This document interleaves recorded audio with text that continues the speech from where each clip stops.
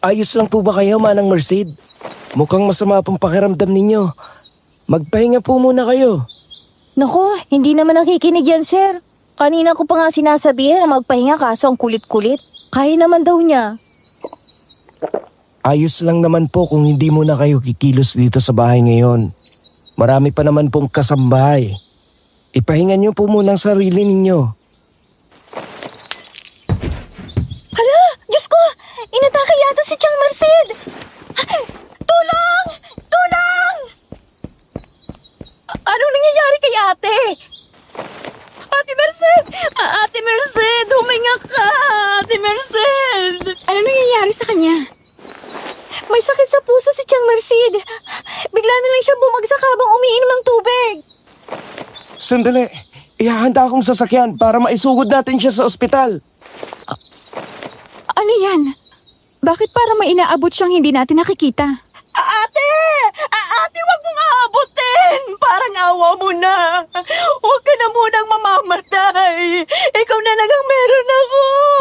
Huwag mo akong iiwan.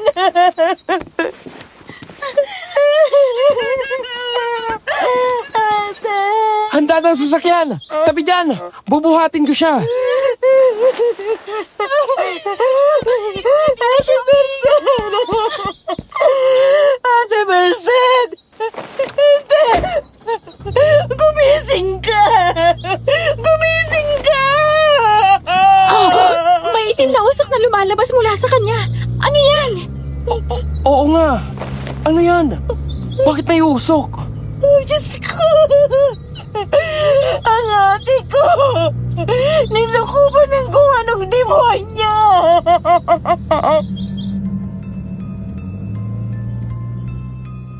Nanlaki ang mga mata ko nang makita kung gaano kakapal ang itim na usok na lumalabas sa matanda naming mayordoma.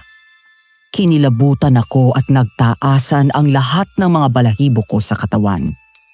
Wala akong maintindihan sa paligid ko, bukod sa malakas na pag-iyak ni Ate Melia, ang nakababatang kapatid ni Ate Merced. Hindi ko alam kung paano niya nasabi na nilikuban ng kung anong demonyo ang ate niya. Pero sa tingin ko ay totoo yun. Dahil saan naman manggagaling ang itim na usok na nagmula mismo sa katawan ni Ate Merced. Binuhay ng matinding takot ang diwa ko mula noong araw na yon. Ako nga pala si Andres. Hindi ko ho tunay na pangalan. Tubong Bacolod po ako. Pero ngayon ay naninirahan na sa ibang bansa. Gusto ko po sanang ibahagi sa inyo ang sarili kong karanasan. Taong 1995. Lumaki ako sa ginhawa. Kailanman ay hindi ko naranasang maghirap. Dahil sa yaman na iniwan ng ama ko noong namatay siya. 2 na lang kaming natira ng mama ko. Hindi kasi ako nagkaroon ng kapatid. Nakatayo ang bahay namin sa liblib na bahagi ng isang maliit na barangay. Ang kwento ng mama ko noon, ayaw raw kasi ni ama na masyadong exposed sa maraming tao. Noong namatay ang mayordoma namin, pinalitan siya ni Magdalena, ang maganda naming kasambahay. Pero mula nung pumalit siya sa pwesto ni Ate Merced, imbis na umayos ang takbo ng pamumuhay namin sa bahay, parang mas lalo pang sumama. Magdalena, timpla ka nga ng juice. Napakainit ang panahon. Sige po, sir. Bababa lang ako saglit. Gusto niyo po ba ng merienda bukod sa juice? Wala na. Yun lang. Itong si Mama, tanungin mo at baka may gusto. May gusto ka ba, Mama? Para hindi na pabalik-balik si Magdalena. Kape na lang siguro ang akin at nilalamig ako. Ha? Kape, Mama? Sa napakainit na panahon na to? At talagang naka-jacket ya pa? Tanghaling tapat. Kahapon pa ako nilalamig eh. Wala ka namang sakit. O wala naman, sadyang nilalamig lang ako. Sige na, Magda. Kape na lang sa akin at juice daw rito sa anak ko. Madali ka at gusto ko mainitan. Kumunot ang noo ko sa kung paano niya inutusan si Magdalena. Kilala ko naman si Mama at alam kong may pagkamasungit siya. Pero minsan, hindi ko na rin maintindihan kung bakit ba ganun ang ugali niya. Kahit pa sa mga kasambahay naming pinagsisilbihan na nga siya. Pagdating naman sa akin, mabait siya. Nag-iisa niya raw kasi akong anak at mahal na mahal niya ako. Nagpapasalamat naman ako sa pagmamahal niya bilang ina. Pero hindi naman makatarungan ang ugaling ipinapakita niya sa ibang tao. Nung tinanong ko siya kung bakit ganun siya sa mga kasama namin, hindi rin daw kasi maganda maging masyadong mabait at aabusuhin ka ng ibang tao. Pwede mo namang utusan si Magda na hindi pagalit, Mama. Wala namang ginagawang masama. Nag-uutos ka na nga lang, galit ka pa. Ay nako, mainit ang dugo ko sa babaeng yon. Kahit tingnan ko lang, hindi ko alam kung bakit. Naaalibadbaran ako sa pagmumukha niya. Baka naman naiinggit ka lang sa bago nating mayordoma, Mama. Maganda kasi si Magda, sexy pa. Ano? Nagagandahan ka doon? Aba, hindi hamak na mas maganda ako noon nung dalaga pa ako at mas sexy din. Kaya nga marami na humaling sa akin lalaki. Oo na, ligawin ka nga dati, sabi mo. Ilan nga ulit ang naging boyfriend mo? 2 lang. Yung una ay yung kababata ko. Pero masyado pa kaming bata noon kaya nakipaghiwalay ako. Tapos iniwan ko na siya. Pangalawa ang ama mo. Hindi naman ako nagsisisi na hindi ko nakatuluyan yung kababata ko. Dahil nakilala ko si Emilio. Ang tatay mong mahal na mahal ako. Sayang lang po. At maagang namatay ang tatay, no? Ni hindi niyo man lang ako nabigyan ng kapatid bago siya nawala. Ayos lang na hindi ka nagkaroon ng kapatid. Ayaw mo ba nun? Wala kang kahati sa atensyon ko. At ikaw lang ang mahal na mahal ko. Ang nag-iisa kong anak. Oh, dahan-dahan Magda. Natatapon ang mga inumin. Aba, mukhang nagdadabog ka yata, Magdalena. Ayos-ayusin mong trabaho mo, ha? Hindi porket ikaw ang bagong mayordoma rito sa bahay, gaganyan ka na. Ano ka ba naman, Mama? Relax lang. Hindi naman yata sinasadya nitong si Magda. Pasensya na po doon na, Consuelo. Medyo mabigat na ho kasi kaya naibagsak ko. Ay, nako, ewan ko sa'yo. Nagdadahilan ka pa. Ang sabihin mo, ayaw mo lang mauutusan. Palibasa, alam mo may kakayahan ka na rin mag-utos sa ibang mga kasambahay rito? Anak, bakit ba ito ang bago mong ginawang mayordoma? Bakit hindi na lang si Violeta? Hindi hamak na mas katiwa-tiwala pang isang yon kesa rito? At mas matagal na si Violeta. Bakit ito pa? Mas mahusay po kasi sa bahay itong si Magdalena. Bakit si Nelia? Bakit hindi na lang si Nelia? Alam mo namang nasa kanila pa po at pinaglalamayan pa sa bahay nila si Ate Merced. Si Ate Nelia na rin naman ang nagsabi na si Magdalena na lang daw ang gawing mayordoma. Kusa na rin namang tumanggi si Violeta. Ewan, sumasakit ang ulo ko sa inyo. Diyan na nga kayo. Nawala na ako ng ganang magkape. Nahihiya akong bumaling kay Magdalena na nakayuko nung mga oras na yon. Hindi ko alam kung bakit awang-awa ako habang nakatingin sa kanya. Tulad ng sinabi ko, maganda si Magdalena. Matangkad, maputi. Halos parang hindi nasisinaga ng sinag ng araw ang kanyang balat sa puti at kinis noon. At balingkinitan rin ang kanyang katawan. Maamo ang itsura niya. Matanda lang siya sa akin ng ilang taon, pero kahit na ganoon, hindi naman ako naa-attract kay Magdalena. Ang tingin ko sa kanya'y nakakatandang kapatid dahil na rin sa pagiging mabait at maasikaso niya. Mag-iisang taon pa lang siya sa amin, pero nakuha niya agad ang loob at tiwala ko. Pasensya ka na kay Mama Magdalena. Ayos lang po, sir. Sanay naman na ako na ganyan siya. Simula naman nung dumating ako, ganyan ang pakikitungo niya sa akin. Iniintindi ko na lang. Dahil sabi naman nila, Violeta, ganun talaga yung ugali niya. Hindi ko nga rin maintindihan kung bakit ganun siya. Pero alam mo, Mas malala yata siya sa'yo. Huwag mo nalang pansinin na. Binibiro ko na nga lang siya, baka naiinggit lang siya sa'yo dahil maganda ka. Ano ka ba naman, Sir Andres? Nambola ka pa. Inuuto mo lang siguro ako, no? Uy, hindi ah. Hindi ako nambobola o nanguuto. Maganda ka naman talaga. Siguro kung naging ate kita, ipagmamalaki ko sa mga kaibigan ko na may ate akong maganda. Si Sir naman talaga, oh. Pinapangiti lang kita para hindi mo naisipin si mama. Umupo ka muna kaya. Samahan mo ako magpahangin dito. Gusto kong makipagkwentuhan sa'yo. Baka mag-alit naman po ang donya niyan kapag dinanatili ako rito. Hindi, huwag kang mag-alala. At akong bahala kay mama. Samahan mo na lang muna ako rito. Nakakainip din kasi ang walang kausap. Tipid na ngumiti sa akin si Magdalena. Dahilan para lumabas ang biloy niya sa magkabilang pisngi. Parehas sila ni Mama na may dimples. Kaya naman natutuwa ako kapag nakikita ang mga yon.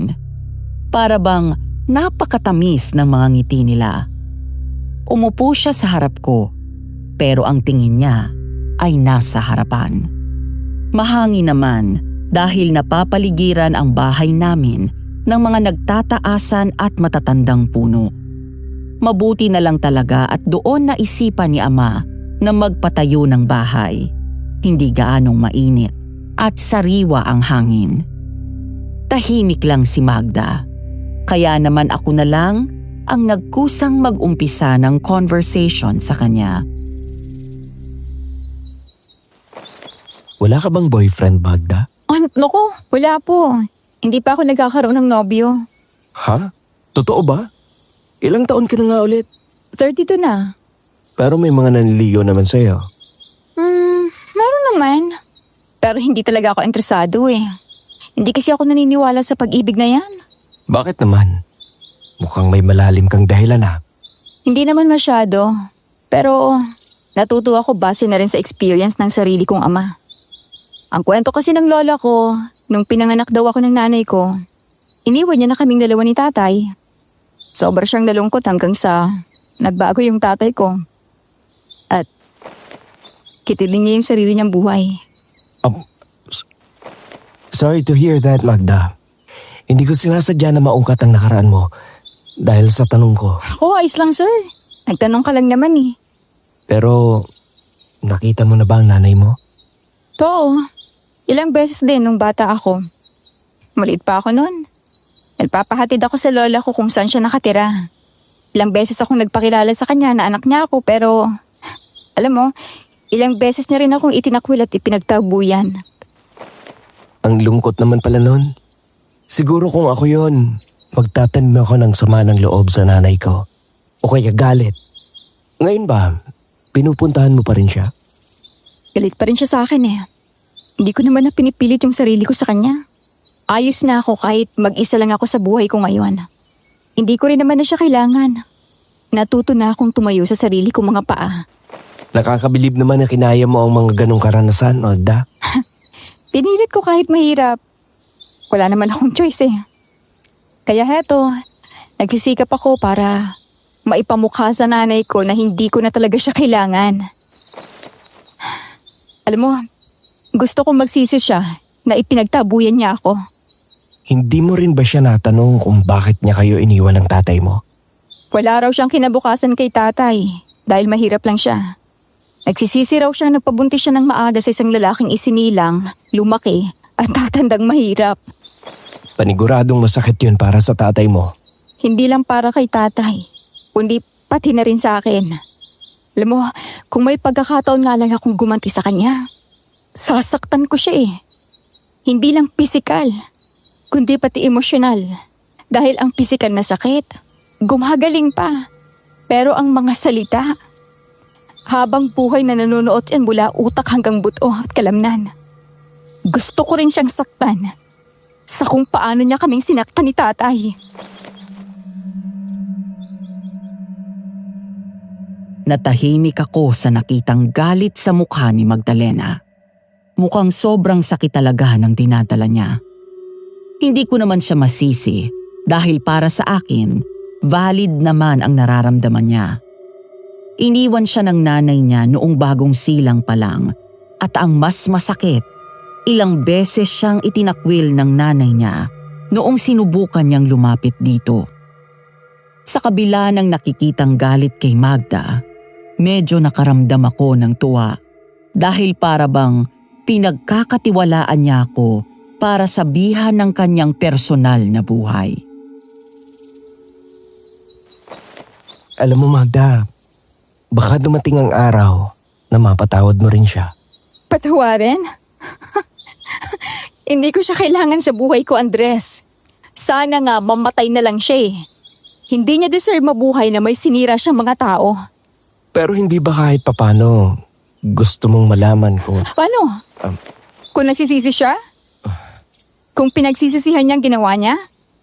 Alam mo, wala akong pakialam. Kahit maglupasan siya sa harapan ko, kahit magmakaawa siya, hindi ko ipagkakait sa kanya ang sakit na ipiniranas niya sa akin at kay tatay. Gusto kong maramdaman niya kung paanong itakwil at kung paano maging walang halaga sa paningin ng isang tao na dapat sana'y nagmamahal sa'yo. Gusto kong lumuhod siya sa harapan ko at magmakaawa. Pero di ba ang galit, nakakapagod din dalhin? Mas nakakapagod ang maging isang batang paulit-ulit na itinataboy ng nanay niya. Mas nakakapagod ang umasa na isang araw matututunan din niya akong mahalin. Pasensya ka na. Hindi ko alam. Hindi mo kailangang humingi ng pasensya. Hindi mo naman kasalanan eh. Salamat ka na lang din kahit kailan na hindi mo naranasan ang ganong bagay. Swerte mo. Relax na. Magda, ako to. Oh? Sir mo. Ay, pasensya na sir. Na-carried away lang ako. Hindi ko naman sinasadya. Ikaw kasi, bigla ka nag-i-interview eh. Okay lang. Pero sana, maging bukas ka pa rin sa pagpapatawad. Nandito ka lang pala, Magda. Kanina pa kita hinahanap. Tatanungin sana kita kung gusto mong sumama sa akin mamaya. Last night na ni Chang Merced ngayon. Hindi naman tayo makakasama sa libing bukas dahil may mga bisitang donya na darating at kailangan tayo rito. Ngayon na palang huling lamay. Ay, opo sir. Dumating na kasi yung anak ni Chang Merced na hinihintay nila kahapon. Kaya nagpasya silang ilibing na bukas. Ganun ba? Eh di sasama ako. Tatanungin ko rin ang mama kung gusto niyang sumama. Ikaw ba Magda? Sasama ka? Hindi na po siguro at sumama naman na ako sa inyo nung nakaraan. May iwan na lang siguro ako rito. Marami pa akong gagawin. Tumango na lang ako kay Magdalena. Ilang gabi rin naman silang nagpupunta ni Violeta roon. Kaya siguro hindi na siya sumama noong gabing yun. Nung tinanong ko naman si Mama kung gusto niyang sumama, ayaw niya raw at mas gusto niyang magpahinga. Sapat na raw na nakapagpadala siya ng tulong pinansyal sa pamilya ng dati naming mayordoma. Hindi ko na rin siya pinilit at baka mapasama pa ako kapag pinilit ko siyang makisama na naman kahit papano. Lalo pa at namamasukan din sa amin ang kapatid ni Manang Merced na si Manang Nelia. Dalawa lang sila ni Magdalena ang naiwan sa bahay. Habang kami naman ni Violeta ay tumulak paalis papunta sa kabilang munisipalidad para makiramay sa huling gabi. Nandito na tayo, Violeta. Halika na. Ay, nakatulog pala ako sir. Pasensya na. Tara na po. Mula sa bukas na pinto, tanaw agad ang burol ni Manang Merced. Nakaupo sa gilid si Manang Nelia na malungkot pa rin ang itsura. Magandang gabi po, Manang Nelia. Nakikiramay po ulit kami ni Violeta. Pinaparating na lang din po ni Mama ang pakikiramay niya. Salamat, sir. Violeta, hindi niyo yata kasama si Magda. Hindi po Chang. Marami po kasing gagawin sa mensyon dahil may mga bisita si Doña Consuelo bukas. Kaya po minabuti na namin ni sir na pumunta sa huling gabi ni Chang Merced. Kasi hindi kami makakasama bukas eh. Ayos lang yun. Naiintindihan ko. May gusto ba kayong kainin? Nagpaluto kami ng lugaw at sopas. Okay na ho ang kahit ano sa amin, Manang. Hanggang ngayon, hindi pa rin ako makapaniwala na wala na si Chang Marsid. Parang kailan lang tinuturuan niya pa ako kung paano ako kikilos sa mansyon. Ako nga rin eh. Sa tingin ko, kung sinunod niya lang ang sinabi nating magpahinga muna siya, hindi siguro siya aatakihin. Oo nga. Sa tingin ko, hindi namatay sa atake ang ate. Ho? Ano pong ibig ninyong sabihin? Halos 2 linggo nang masama ang pakiramdam ng ate. Ayaw niyang makinig sa akin. Ayaw niyang magpahinga kahit humihina ng katawan niya. Nakita niyo naman siguro ang lumabas na itim na usok mula sa kanya, di ba? Oo nga po, nakita nga po namin yon. Nakakatakot nga po eh. Pero posible bang may kinalaman yun sa pagkamatay niya? Hindi ko agad naisip noon. Pero habang lumilipas ang mga araw, mas lalo akong naguguluhan. Hindi natural ang nangyari sa ate ko. Akala ko nung una, simpleng panghihina lang, pero kung tutuusin, parang may kumukuha ng lakas niya ng dahan-dahan. Kumuha ng lakas? Chang, ano pong ibig niyong sabihin? Kinikalabutan naman ako sa inyo eh. Naaalala ko ang mga kwento ng tatay namin noon. Tungkol sa mga nilalang na hindi lang basta pumapatay, kundi bumibiktima ng paunti-unti. May mga aswang na hindi lang laman o dugo ang kinukuha, kundi mismong sigla ng isang tao. Hindi mo agad mapapansin. Parang simpleng pagod lang sa umpisa. Pero habang tumatagal, parang hindi na bumabalik ang lakas mo kahit anong gawin mo. Parang sakit na hindi maipaliwanag. Kaya habang tumatagal, lalo siyang nangihina. Oo. At yung usok na lumalabas sa kanya, hindi yun normal, Sir Andres. Ang sabi ng matatanda, minsan pag tuluyang naubos ang lakas ng isang tao, may lumalabas na itim na usok. Parang hininga ng buhay na pinwersang hinugot mula sa katawan niya. Ibig sabihin, may aswang na dumapo kay Chang Marsid. At kung tama ang iniisip ko, hindi pa tayo tapos sa bagungot na to. Manang, kung tama kayo ibig sabihin, baka hindi lang si Manang Marsid ang biktima. Diyos ko, paano kung nandito pa rin yung aswang? Paano kung may susunod pang kukunin? Iyan din ang iniisip ko. Hindi basta umaalis ang ganitong klaseng nilalang. Lalo na kung matagumpay silang nakakuha ng buhay. Pero Manang, paano natin malalaman kung totoo nga to? Paano kung nagkataon lang? Kung nagkataon lang, bakit may lumabas na itim na usok sa ate ko? Bakit biglaan siyang bumagsak? At higit sa lahat, naaalala niyo ba kung paano siya tumingin sa atin bago siya nalagutan ng hininga? Tumingin siya sa atin, pero hindi lang basta tingin. Parang may itinuturo siya. Tama, pilit siyang naghahabol ng hininga habang may tinuturo siya. Naku, nakakatakot naman. Baka nasa bahay niyo pa yun, sir. Naging palaisipan sa amin ni Violeta ang lahat ng sinabi ni Manang. Kinilabutan talaga ako at natakot dahil baka mamaya totoo ang sinasabi niyang baka bumalik pa ang aswang. Hindi naman ako naniniwala sa ganung uri ng mga nilalang.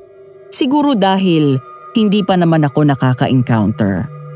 Pero syempre, hindi ko pa rin maiwasang matakot at baka totoo talaga ang mga tulad nila. Hanggang sa pag-uwi namin ni Violeta, yon ang pinag-uusapan naming dalawa. Natigil lang kami nang makarating sa bahay at mula sa garahe, narinig namin ang malakas na palahaw ni Mama mula sa kanyang kwarto.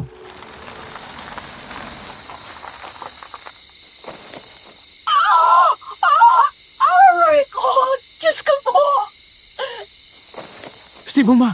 Oo nga po, sir. Dalian na po natin. Baka napapano ng Donya. Ma! Ma! Anong nangyayari? Pag-akyat namin sa taas, siya namang paglabas ni Magdalena mula sa kwarto ni Mama. Bakas ang matinding takot sa kanyang muka. Sa hindi ko malamang dahilan, agad ko siyang tinanong kung anong nangyayari kay Mama. Anong nangyayari kay Mama? Bakit siya sumisigaw? Kanina pa ho, masama ang pakiramdam ng Donya, sir. Tapos ngayon lang, bigla siya nagsisigaw sa sakit. Masakit daw ang buong katawan niya. Ano? Bakit? Ma? Ma, ano nangyayari sa'yo? Ayos ka lang ba? Anak ko, nangihina ako. Ang sakit ng mga butok ko sa katawan. Saan po ang masakit, Donya? Lahat ng kasukasuan ko, parang may tumutulak mula sa loob. Parang may bumabaluktot sa butok ko. Ma, kailan pa? Kanina pa ba masakit? Kanina pa, pero hindi ganito kasakit. Ngayon lang, parang biglang may pumipiga sa katawan ko. Anak, hindi ko na kaya. Sir, kailangan nating dalhin sa ospital si Doña Consuelo. Oo, kailangan nating madala agad si Mama. Kukuha po ako ng kumot. Hindi sapat ang jacket at kanina pa siya nilalamig. Heto ang kumot. Ibalot niyo sa Donya. Isugod niyo na siya kaagad. Ako na lang ang may iwan para magbantay rito sa mansyon. Parang hindi na ito sakit.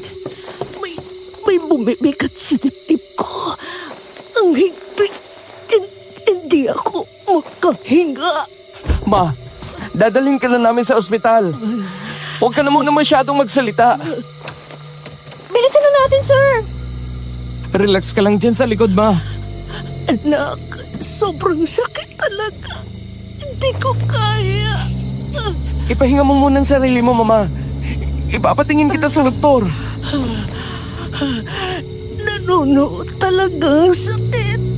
Anak, Gano'n kasakit, Mama? hindi ko maihalin tulad sa kahit anong sakit. Basta sobrang sakit. Nasa loob ng katawan kong sakit. Hindi ko alam kung ano gagawin ko para mawala ito.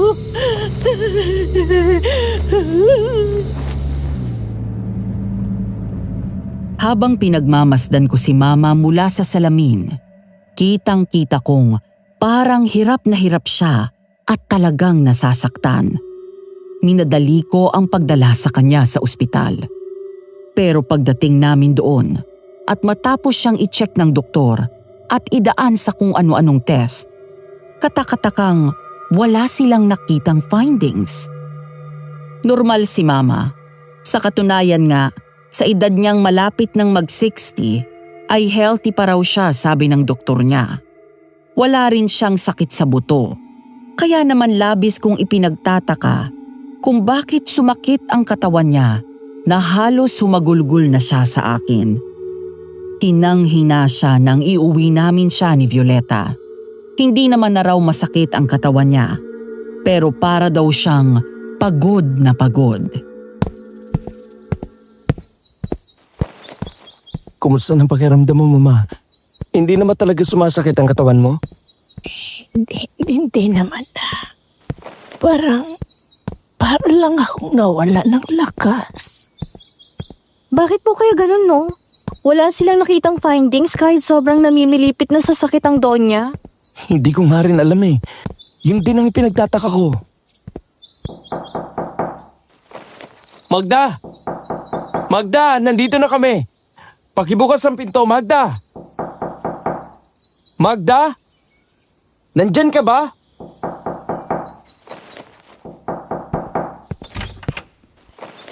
Nandiyan na po pala kayo, sir. Doña Consuelo. Pasensya na po at natagalan sa pagbukas.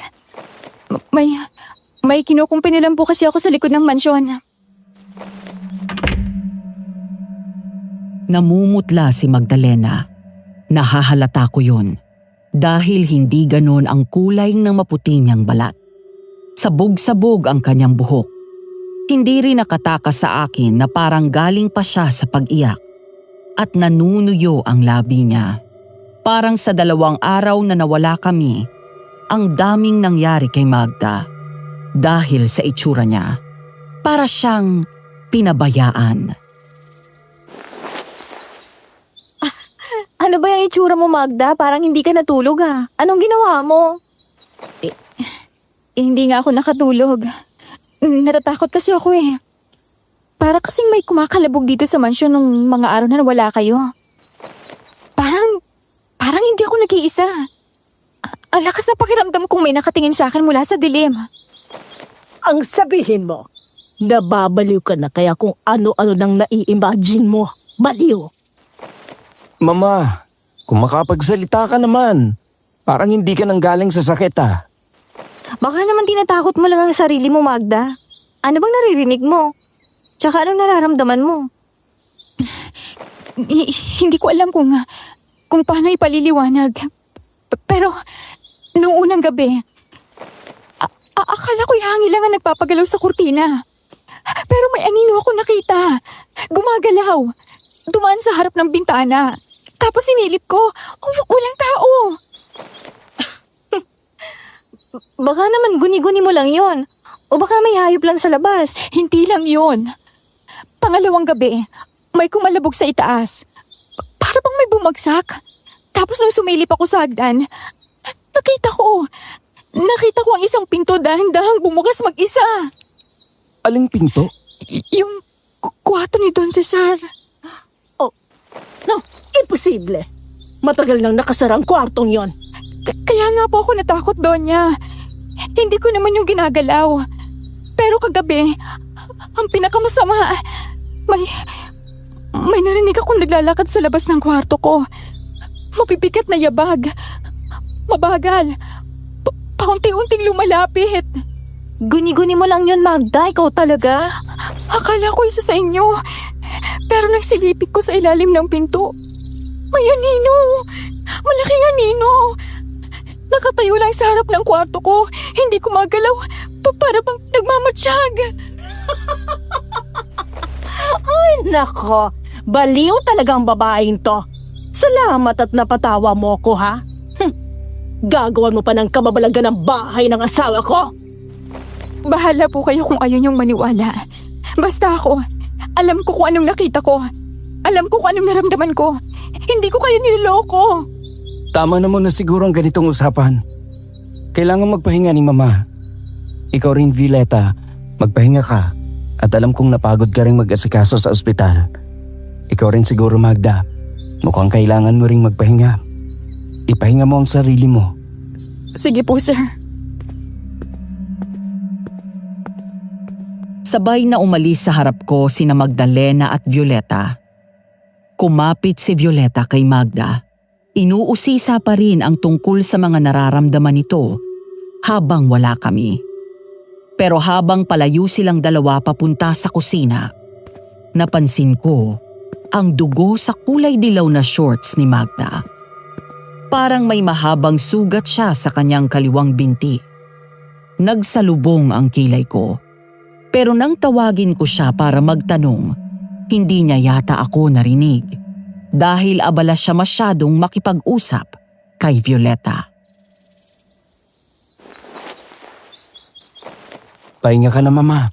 Ihahatid kita sa kwarto mo. Mabuti pa nga. Kesa mawindang ako sa pinagsasabi niyan si Magdalena. Sira yata ang tok-tok ng ulo ng isang yan. Si Mama talaga. O ano? Wag mo nalang pansinin yung mga sinabi ni Magda. Wag mong istresin ang sarili mo at magpahinga ka na lang nang bumalik ang lakas mo. Simula nung araw na yun, nagsimula ang malaking pagbabago sa buhay namin. Ang dating tahimik at payapa naming mansyon, binalot ng kakaibang bigat at kababalaghan. Kahit ako, hanggang ngayon, hindi ko pa rin siya maipaliwanag. Basta pagka-uwi namin galing ospital, para bang ang bigat ng aura ng bahay namin, Napaisip tuloy ako sa sinabi ni Manang Nelia at sa kinwento ni Magda habang wala kami. Si Mama, unti-unti ring nanghina. Ang laki ng ibinagsak ng katawan niya simula noon at kahit ilang beses ko siyang ibalik sa ospital at ilipat sa kung sino-sinong doktor, wala pa rin silang makitang findings. Pare-parehas lang nilang nakikita na ayos si Mama. Kaya naman sobrang napapaisip na kaming lahat sa nangyayari. Si Manang Nelia na bumalik na, may naisip na mabuting gawin namin.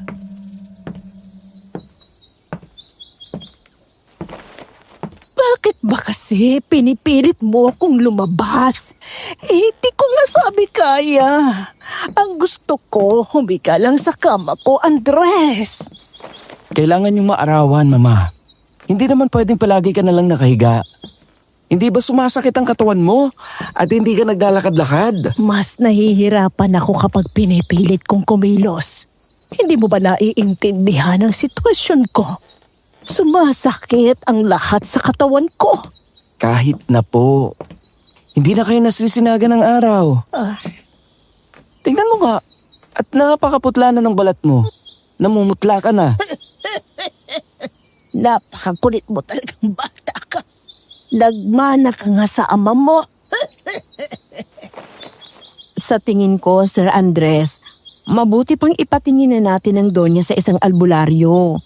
Kung walang makitang finding sa mga doktor sa kanya, baka kagagawa ng isang hindi makitang nilalang ang dahilan ng sakit niya. Isa ka pa, Nelia. Hibang ka rin ano. Ano bang meron sa mga kasambahay natin at ganito ang mga utak? Mga boba. Mama, nagmamalasakit lang si Manang. Hindi makitiko mo yung bibig mo. Donya, hindi na ho kasi biro ang nangyayari sa inyo. Biglang bumagsak ang katawan ninyo. Normal lang naman to para sa mga taong tumatanda na, Nelia. Ikaw kasi, kahit matanda ka na, hindi ka pa nanghihina dahil nasanay ang buto mong maghirap. Porsado kang magtrabaho. Bata ka pa lang kasi, mahirap kayo. Sabihin niyo na po kung anong gusto niyong sabihin. Basta ako, nagbibigay lang ho ako ng suhestyon. Anong suhestyon po, Chang? Naipatingin ng Donya sa isang albularyo. May kakilala akong magaling. Malakas ang kutob kong may umaaligi dito sa mansyon at binabantayan ng Donya. Alam nyo, kaya kayo naniniwala sa mga albularyo na yan dahil wala kayong kakayahang magpatingin sa doktor. Ninoloko lang naman nila kayo. Mas kaya ng mga doktor kumabot. Baka naman po wala ring makitang albularyo. Aba, syempre. Wala rin makikitang albularyong yan dahil wala akong sakit. Mga hangal. Pati ba naman kayo'y nadadala sa mga kwentong barbero? Mama, hindi na po normal yung nangyayari sa inyo. Ilang doktor na nagsabi na wala silang makitang dahilan kung bakit kayo nanghihina. Dahil nga tumatanda na ako, Andres. Hindi mo ba maintindihan yun? Ayoko nang kung sino-sinong manggagamot ang dumadampot sa akin. Mama, hindi na ito tungkol sa kung ano gusto nyo o hindi. Kailangan nyo magpagamot. Kahit anong gawin natin, lumalala kayo. Wala akong sakit. Kaya tigilan nyo na ako. Magagago kayong lahat. Nagpapaniwala kayo sa kung ano-anong pamahiin. Donya, hindi lang po ito basta paniniwala. Kung totoong wala pong nakikitang sakit ang mga doktor, bakit kayo nang hihina? Pero baka naman may ibang paraan pa. Baka kailangan lang natin hintayin na gumaling si Doña Consuelo ng kusa. Baka hindi na kailangan pang idaan sa ganyang paraan. Magda, ilang buwan nang lumipas pero mas lumala lang ang lagay ni Donya. Paano kung hindi ito karaniwang sakit? Hindi ba mas mabuting subukan natin lahat ng posibleng paraan? Pero baka lalo lang lumala ang lagay ng Doña. Baka kung anong gawin sa kanya ng albularyo na yun. Hindi naman natin alam kung anong klaseng tao yun. Ayan, buti pa si Magdalena kahit paano may isip. Ikaw, Violeta, sinong nagpalaki sa'yo para maging ganito kataga? Ang tagal mo nanilbihan dito tapos mas pinaniniwalaan mo pa ang mga sinasabi ng matandang yan kesa sa akin? Hindi naman sa ganun, Donya. Pero mahalaga pa rin po ang kalagayan ninyo. Hindi na po ito normal. Mama, minsan lang kayo makinig sa amin. Hindi na ito usapang mayaman o mahirap. Buhay niyo ang nakasalalay dito. Oh, Andres, anak, huwag mo akong ipahiya. Pinapaniwalaan mo ang isang kasambahay kesa sa totoong doktor. Sir, kung may masamang nangyayari kay Donya, hindi lang siyang delikado. Pati tayo. Pati ang buong bahay. Sa ayaw at sa gusto mo, Mama, ipatitingin kita. Dalawa na lang tayo sa pamilya natin. Kaya responsibilidad kita. Walang masama sa gusto namin.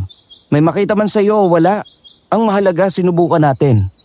Kahit ngayon lang, matuto kang makisama. Hindi porke kasambahay lang natin sila, ganyan na ang magiging pakikitungo mo. Hindi naman masamang makinig sa kanila minsan. Kahit pa ikaw ang amo nila. Natahimik si Mama nung mga oras na yon. Wala na siyang naisagot sa akin. Dahil alam niya rin naman sa sarili niyang sobra na siya. Pero hindi niya yon aaminin sa akin. Mataas ang pride ni Mama at kahit kailan, hindi siya marunong humingi ng paumanhin sa mga mali niya. Masyadong mataas ang tingin niya sa sarili niya. Mahal ko naman ang mama ko, pero minsan, hindi na rin talaga tama ang takbo ng isip niya. Kaya naman pinagsasabihan ko rin siya. Kapag napagtanto niyang sobra na ang inaakto niya, mananahimik na lang siya. Pero hindi siya hihingi ng sorry. Sinabihan ko na si Manang Nelia na kontakin na ang kakilala niyang albularyo at sabihing magpapakonsulta kami. Pero nung araw na aalisa na kami para magtungo roon, nakita namin si Manang Nelia sa labahan sa likod ng bahay. Nakahandusay, mulat ang mga mata, pero hindi na humihinga.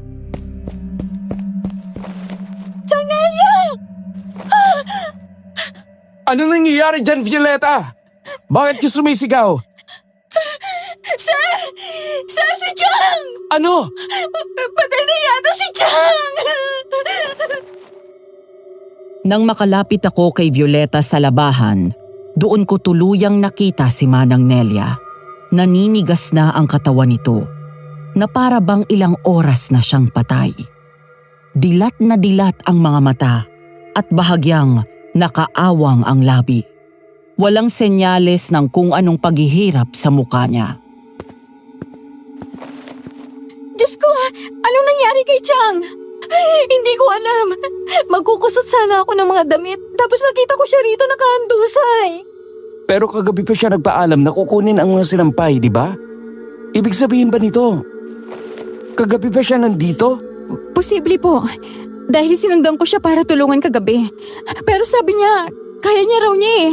At ligpitin ko na lang daw yung mga plato sa kusina, kaya iniwan ko na siya. Magkakasama kayo sa kwarto. Hindi niyo ba napansing wala siya? Maaga ako natulog kagabi. Pagkatapos kong magligpit ng mga pinagkainan, si Violeta lang ang naiwan sa baba. Antok na ako kagabi eh. Hindi ko na naisip tingnan siya sa kama niya.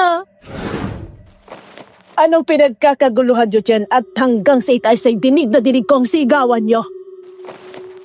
Mama, si Manang Nelia. Patay na. Oh, talaga ba? Patingin nga? Kawawang Nelia. Hayaan nyo na. Baka kinuha na talaga siya ng Diyos dahil kung ano-anong pinaniniwalaan niya. Mama! Ano ka ba? Patay na nga yung tao oh. Kung ano-ano pang sinasabi niyo dyan. Sumusobra na po kayo, Donya. Wala kayong awa. Aba, Violeta, wag mo akong pinagtataasan ng boses, ha? Baka nakakalimutan mo kung sino ako. Amo mo ako, hampas lupa. Tama na ho. Siya Chang ang dapat nating isipin dito. At ano ngayon, Magda? Lalaban ka rin? Hindi naman ako may kasalanan ng pagkamatay ng matandang yan. Tama na nga yan, Mama. Si Manang Nelia ang intindihin natin. Kailangan niya nang madala sa morgue at ipaalam sa natitira niyang pamilya na wala na siya. Pati ang mansyon, nagluluksa sa pagkamatay ni Manang Nelia. Parang dumilim ang buong bahay at mas lumungkot. 4 na lang kaming natitira doon at hindi na normal ang lahat para sa akin. May mga gabing iniiyakan ko ang nangyari kay Manang. Dahil para ko na siyang pangalawang nanay. Inalagaan niya ako mula bata hanggang sa paglaki ko. Si Violeta, naging tahimik at mailap. Kabaliktaran naman si Magdalena. Sa kabila ng lahat ng nangyari, parang hindi man lang siya naaapektuhan. Hindi ko man lang siya makitaan ng kahit anong bakas ng lungkot. Nanatili siyang maganda. Nangingibabaw ang ganda ng aura niya sa malungkot naming mansyon. Habang si Mama naman, patuloy na nanghihina. Kahit na sumusuka na siya ng dugo at pinilit kong i-confine sa ospital, wala pa rin silang makitang sakit sa kanya.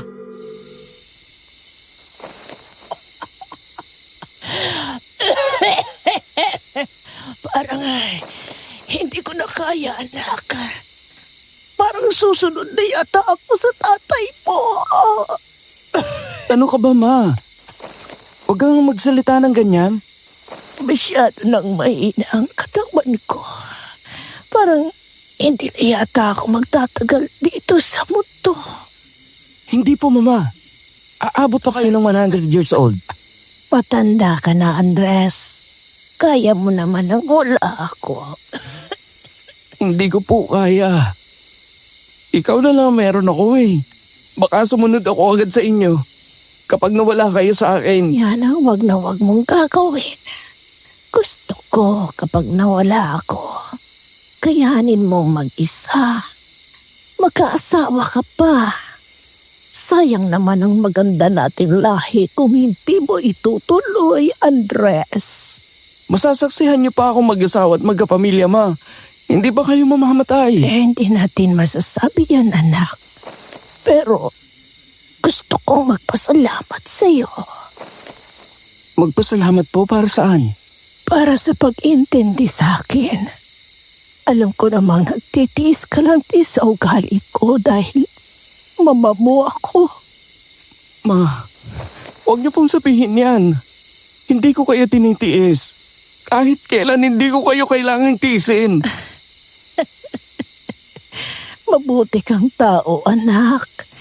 Hindi mo naman ang pagiging matigas ng puso ko. Hindi po kayo masamang tao. Hindi ako naging mabuting amo, Andres. Hindi ko inisip kung nakasasakit ba ako. Alam kong marami akong inapakan. Pero hindi ko magawang magsisi noon. Ma, bakit niyo sinasabi to ngayon? Kasi ngayon ko lang naisip kung paano ako tiningnan ng mga taong minamaliit ko noon. Kung paano silang tumalikod sa akin na may galit sa mata. Ma, tapos na yun. Tapos na nga ba? O baka naman ngayon pa lang nagsisimula ang kabayaran ng lahat ng kasalanan ko. Wala po kayong dapat na bayarang. Sinisingil na yata ako sa mga naging kasalanan ko. Magbahinga na po muna siguro kayo, Mama. Mas may gusto pa sana akong sabihin, anak. Tungkol sa... Violeta! Anak! Ma, saglit lang ha. Babalikan kita.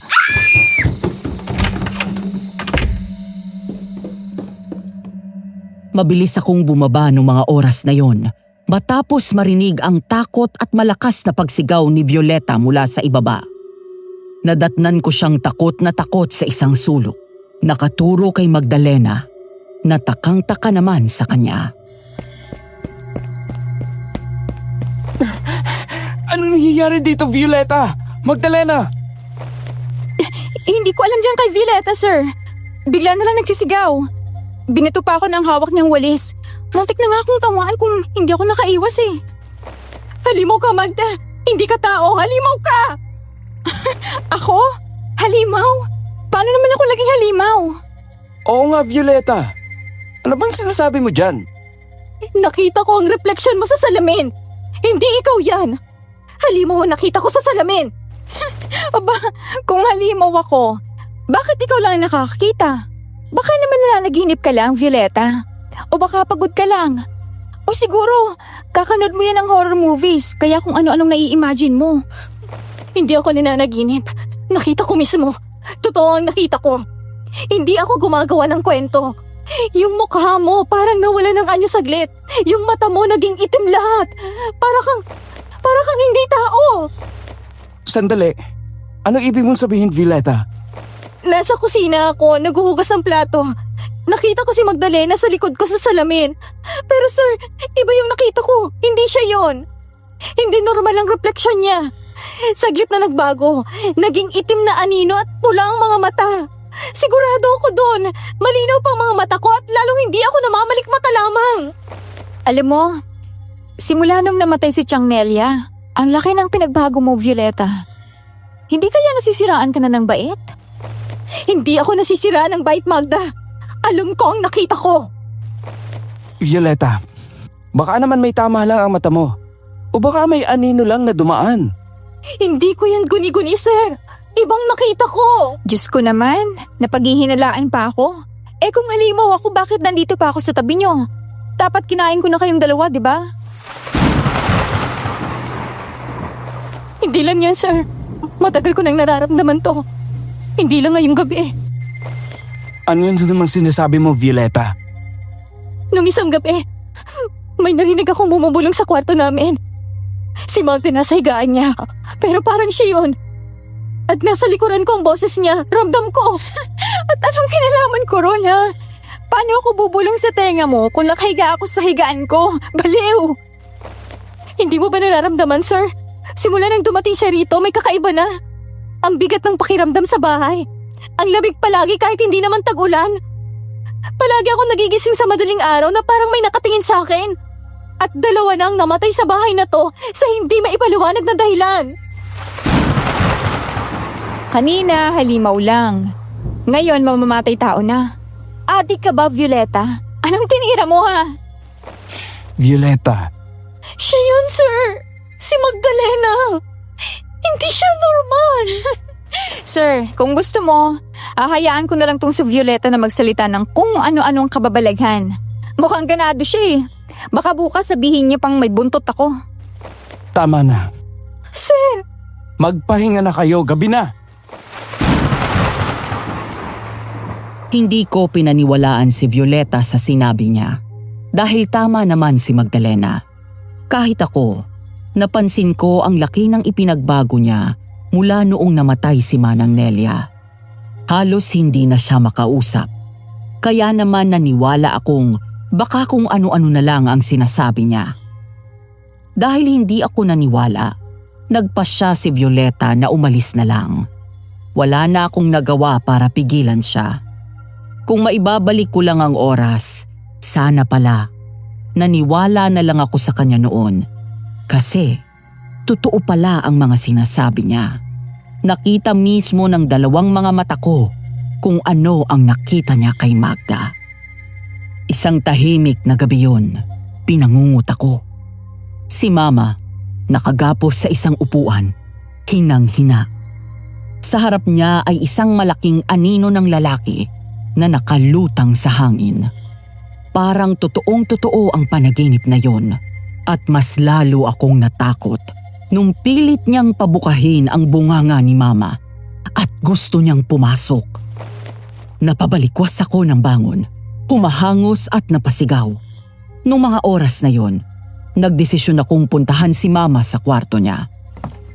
Dahil gusto ko siyang tabihan para mapanatag ang loob ko. Pero iba ang nadatnan ko. Nakahiga si Mama habang nakaluhod si Magdalena sa sahig.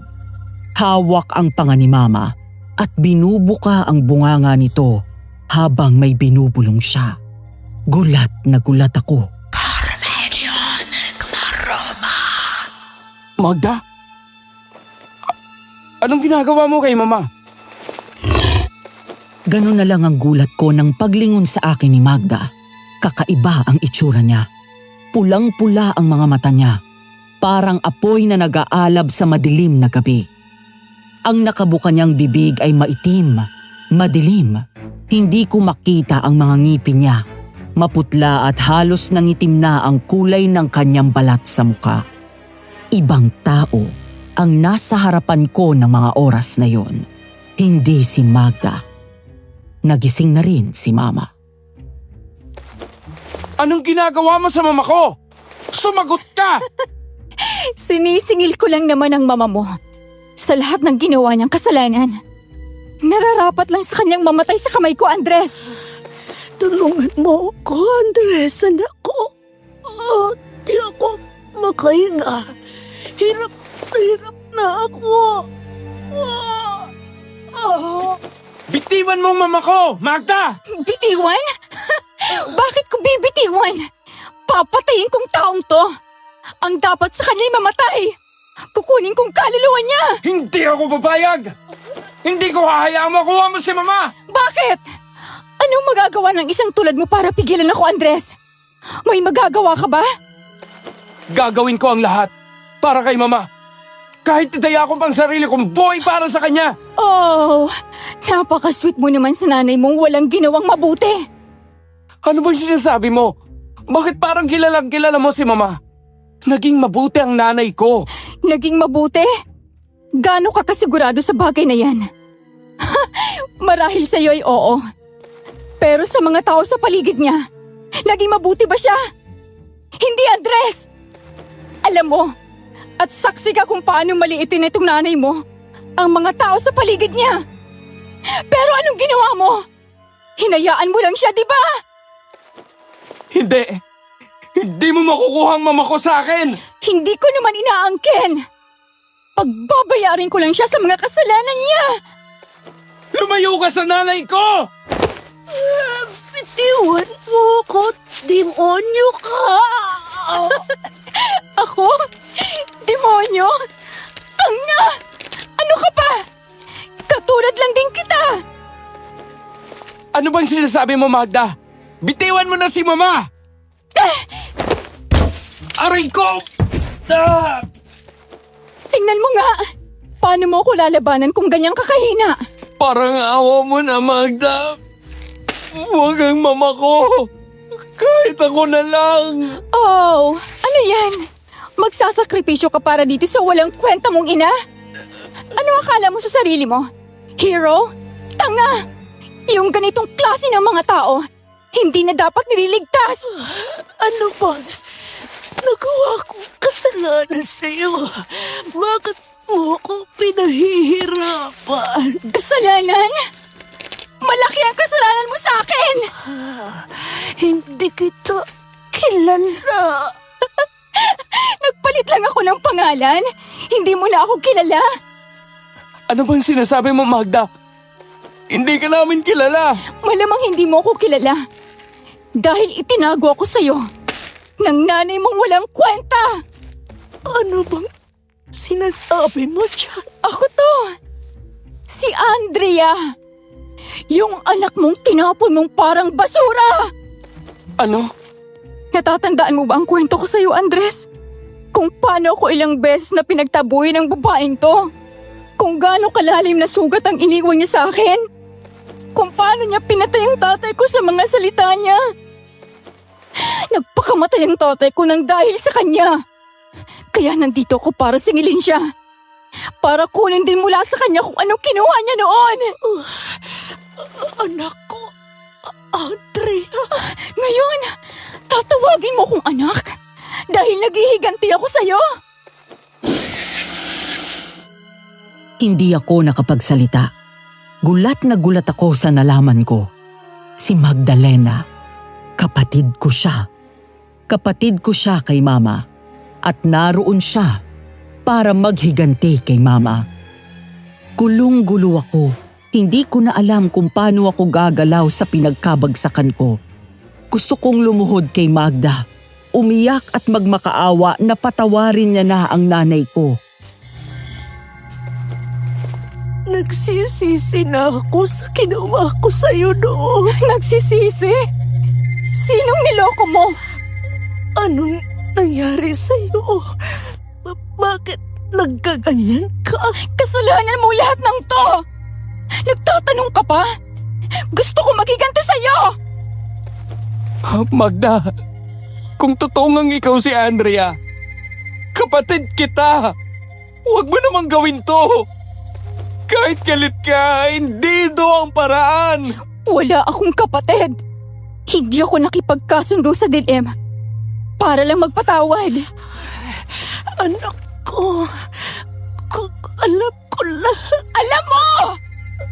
Alam mong anak mo ako! Alam mong iniwan mo ako! Alam mong pinatay mo sa gutom at hirap ang sarili mong laman! Kaya wag mong sabihin sa akin na hindi mo alam! Magda, pakiusap. Nakakaawa ka, Andres. Isang bulag na nagmamakaawa para sa isang halimaw. Ang ipagtatanggol mo, siya rin ang may kasalanan kung bakit ako naging ganito. Anak ko. Huwag mo akong tuwaging anak! Hindi kita matatawag na ina! Pakiusap. Magda, kung hindi mo kaya patawarin si Mama, hayaan mo na lang siya mabuhay. Ako na magbabayad sa lahat ng pagkakamali niya. Ikaw? Magbabayad para sa kanya? Andres, wala kang halaga sa mundong to. Kung hindi dahil sa kanya, ikaw mismo ay bunga ng kasamaan niya.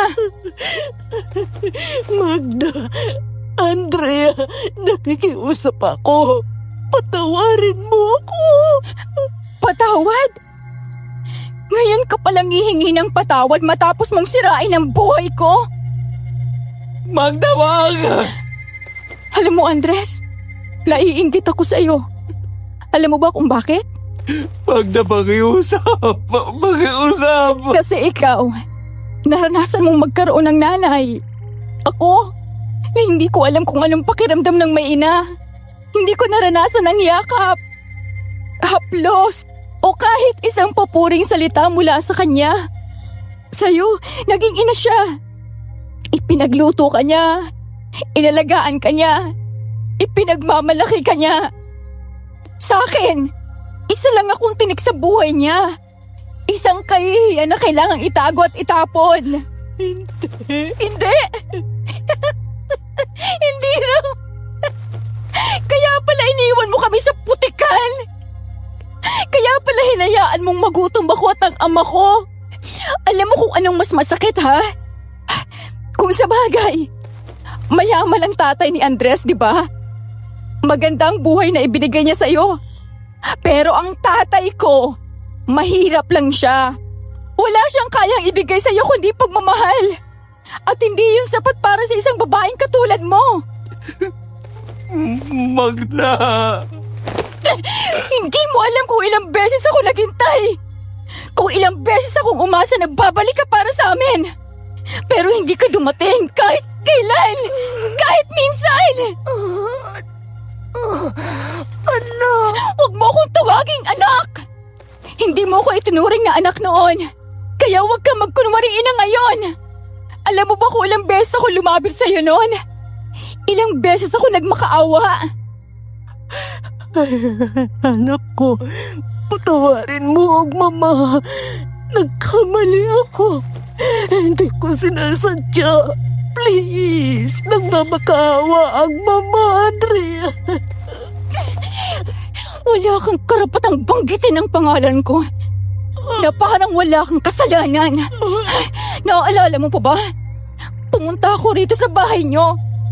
Nagbabakasakali akong yayakapin mo ko kahit saglit. Pero anong ginawa mo? Pinagmasdan mo lang ako nanginginig sa ulan. Di ba? Nakapamewang ka sa bintana mo habang tinititigan ng maruming anak mong palaboy. Magda, tama na. Tama na. At hindi lang yun. Naaalala mo ba nung lumapit ako sa'yo sa palengke? Nakaluhod ako. Hawak-hawak kong laylayan ang damit mo. Nagmamakaawa. Mama, please. Kahit yakap lang. Kahit sandali lang po. Pero anong ginawa mo? Tinabig mo ako. Para akong basurang humarang sa daraanan mo. Pinagtuunan ako ng mga tao ron. Hindi kita anak. Layuan mo ako. Wala akong anak na katulad mo. Yun ang mga sigaw mo sa akin. Yan ang mga sigaw mo noon, di ba? Anak, nagsisisi na ako. Nagsisisi ka? Ngayon? Nung panahon wala kaming makain. Noong gabing natulog akong yakap ang tiyan kong walang laman. Nung nagkasakit ang tatay ko at wala akong nagawa kundi panoorin siyang mamatay. Dahil sa sobrang lungkot niya. Nasaan ang pagsisisi mo noon? Hindi ko alam. Hindi mo alam? O sadyang wala kang pakialam? Pinahanap kita, Andrea. Hindi ko man lang nalaman kung saan ka doon. Hindi ko alam kung saan ka nagpunta. Nang tumanda ako, nagsisi ako sa lahat ng ginawa ko. Pinahanap kita paulit-ulit. Pero wala akong natagpuan. Huwag mong gawing santong sarili mo, Consuelo. Kung talagang gusto mo kong hanapin, sana noon pa. Alam ko huli na ang lahat. Alam ko hindi ko na mababago ang nakaraan. Pero kung may kahit kunting awa ka pa sa akin, kung may kahit 1% ng dugo ko ba rin ang nananalati sa'yo, patawarin mo ako, anak. Ate, pakiusap mo. Alam kong galit ka. Alam ko ang sakit ng ginawa ni Mama, pero baka pwede pang baguhin ang lahat. Baka pwede pa nating itama. Pakiusap. Huwag mong hayaan na matapos to sa ganitong paraan. Nakikita kong unti-unting nagbabago ang ekspresyon ni Magda. Ang matigas at nag-aalab niyang mukha ay tila humina. Parang may kung anong sumisikip sa loob niya. Hindi ko alam kung yun ba ay galit pa rin o isang kirot na matagal niyang tinatago. Nanginginig ang mga kamay niya. Hindi na siya kasing bigat ng halimaw na nakita ko kanina. Parang may isang bahagi sa kanya na nag-aalangan, na nalilito. Sa isang saglit, hindi ko na alam kung ang nasa harapan ko ay ang halimaw na galit sa mundo o ang batang hinahanap ang kanyang ina sa napakaraming taon. Sa harapan ko, unti-unting nagbago si Magda. Ang pulang-pula niyang mga mata ay naglaho. Ang balat niyang nangingitim ay bumalik sa dati. Pero higit sa lahat, ang halimaw na galit sa kanyang mukha ay napalitan ng isang bagay na mas masakit makita. Isang sugatang bata na umiiyak, humahagulgol ng walang patid. Gusto kong kamuhian ka, Andres. Pero hindi ko kaya. Hindi ko kaya makitang nagmamakaawang kapatid ko para sa buhay ng mahal niyang ina. Mahal kita dahil kapatid kita. Pero hindi ko pwedeng baliin ang kasunduan ko sa aswang na nasa loob ko, Andres. Kaya gustuhin ko mang bumawi sa'yo. Hindi ko magagawa. Pero may isang bagay akong magagawa ngayon. Ang iligtas kayo. Ililigtas kita.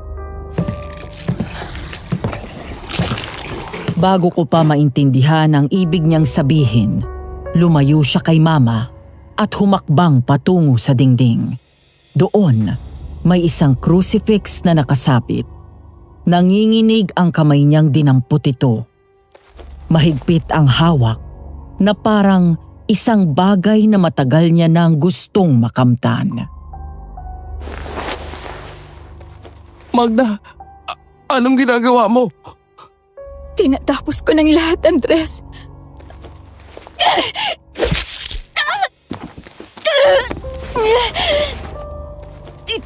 Ito lang ang tanging paraan para mapaalis siya sa akin.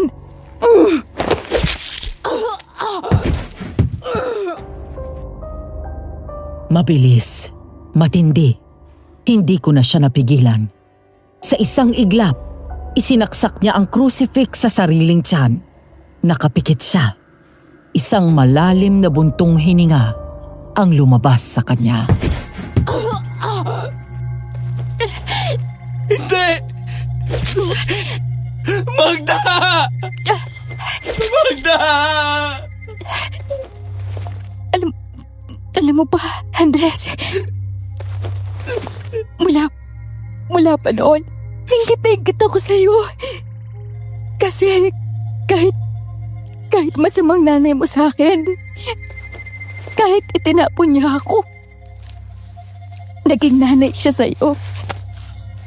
Naranasan mo siyang makasama. Marinig yung tinig niya tuwing gabi. Maramdaman yung haplos niya. Ako, di minsan hindi ko yun naranasan. Pero alam mo kung anong mas masakit. Magda, huwag mong sabihin yan. Kaya pa nating ayusin to. Kaya pa nating bumawi. Andres, mas masakit na kahit ganon, hindi ko kaya makita kang umiiyak. Dahil kapatid kita, Andres. Dahil mahal kita. At hindi ko kayang hayaan kang masaktan sa kamay ko. Dahil unti-unting bumigat ang katawan ni Magda sa mga kamay ko. Nararamdaman kong nawawala na ang init mula sa kanya. Parang unti-unting hinihigop palayo ang buhay niya. Kasabay ng paglabas ng isang makapal at maitim na usok mula sa katawan niya.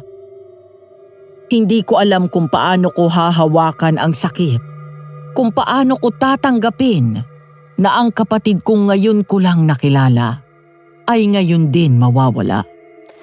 Napalingon ako kay Mama. Halos wala na siyang lakas. Duguan pa rin ang leeg at nanghihina. Hinihingal na parang kahit isang saglit pa ay mawawala na siya. Pero ang tingin niya kay Magda, hindi galit, hindi takot, kundi isang bagay na hindi ko kailanman nakita sa kanya noon, ang pagsisisi. Patawad. Hindi ko alam kung narinig pa yon ni Magda. Hindi ko alam kung nabawasan ba ng kahit konti ang sakit sa puso niya bago siya tuluyang nawala. Ang alam ko lang, pareho silang nasa bingit ng kamatayan at wala akong magawa kundi yakapin ang malamig na katawan ng kapatid ko at panoorin ang pagluha ng ina kong ngayon ko lang nakitang totoong nagsisisi.